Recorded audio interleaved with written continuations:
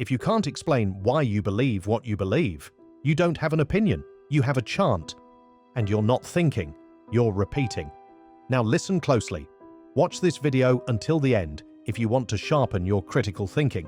Because by the time we're done, you'll either walk away with a tool that makes you dangerous, or you'll realize you've been defending ideas you never truly understood. Socrates had a name for that kind of life. He called it unexamined. And he warned the world, if you don't examine your beliefs, you will live inside a mind you didn't build. Most people speak with certainty, but live with contradictions. They say they value freedom, then demand control. They say they believe in justice, then excuse what benefits them. They say they want truth, then punish anyone who questions them. Socrates noticed something most people never notice. It isn't that people have no values.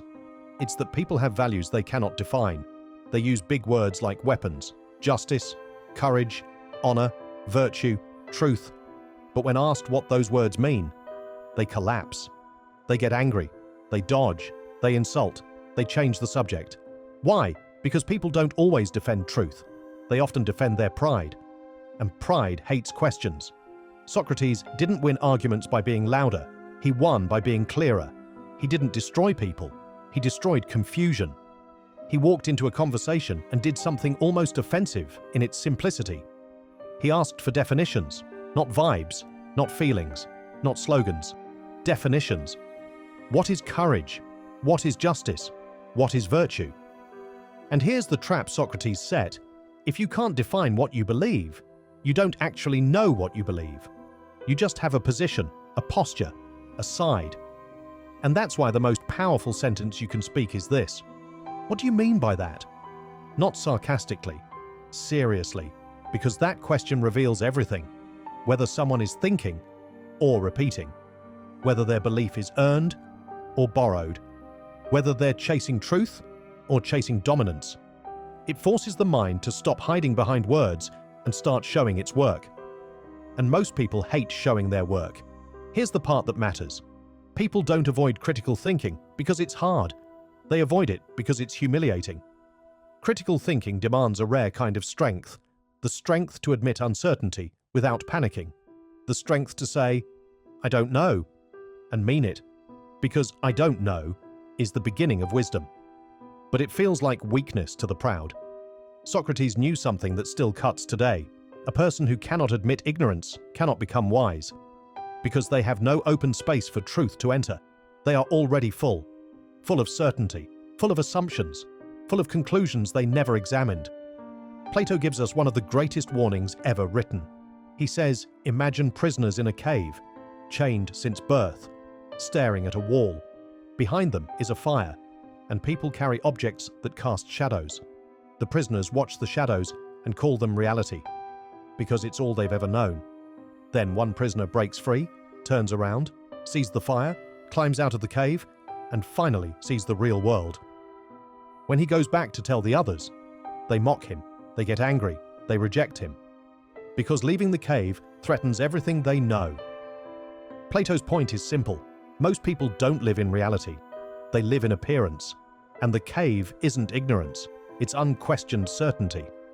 Socrates and Plato weren't impressed by crowds. They understood something uncomfortable. The crowd can be confident and wrong. The crowd can be passionate and blind. The crowd can be united and still trapped. Because agreement does not equal truth.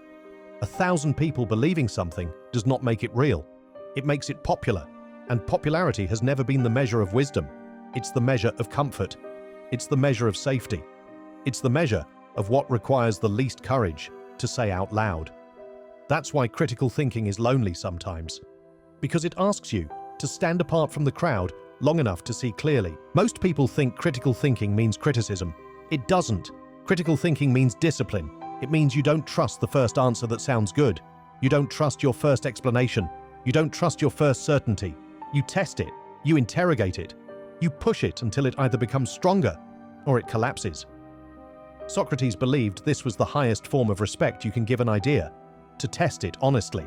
Because if an idea is true, it survives questions. And if an idea is false, it deserves to die. Not because you hate it, because it is contaminating the mind. Most arguments don't happen because people have different facts. They happen because people don't share meanings. One person says justice, but they mean revenge. One person says freedom, but they mean indulgence. One person says courage, but they mean aggression. One person says truth, but they mean what benefits their side. So when two people argue, they're not fighting about the same thing. They're fighting about two different versions of reality that happen to share a vocabulary. That's why Socrates starts at definitions, because definitions are the foundation. And if the foundation is weak, every conclusion is unstable. If you want the lost art, here's how to practice it. Not as a theory, as a daily method. When you believe something strongly, ask 1. What do I mean by this word? If you can't define your terms, you can't think clearly. 2. Why do I believe it? Because I saw it? Because I reasoned it? Because I was told it? 3. Is it always true, or only sometimes true? A single exception can expose a false certainty.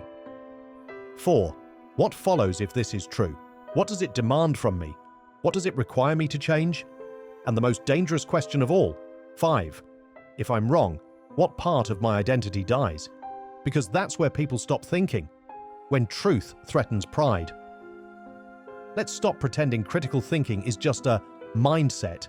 It's a sacrifice. It will cost you something. It will cost you the comfort of easy answers.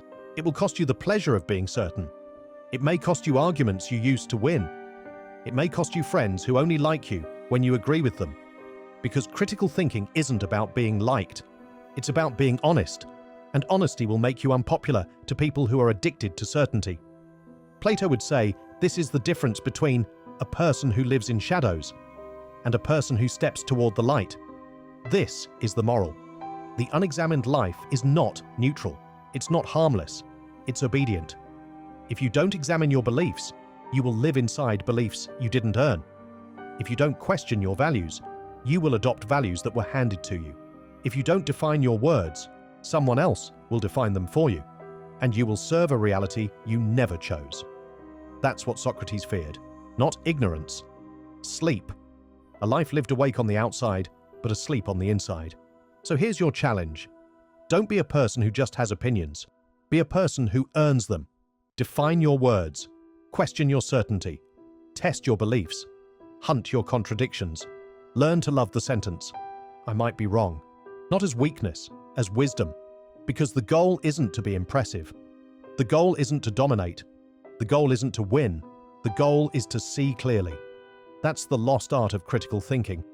And in a world that rewards loudness, clarity might be the rarest strength left.